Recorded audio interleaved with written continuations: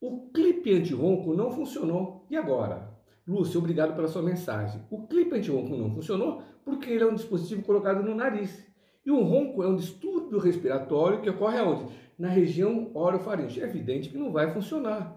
Então eu recomendo não compre essas porcarias, essas parafernálias anti-ronco que são vendidas na internet, porque não vão funcionar. Faça-se um tratamento adequado com um profissional especializado desse distúrbio respiratório, que é algo muito sério. Sim, o ronco é um distúrbio respiratório.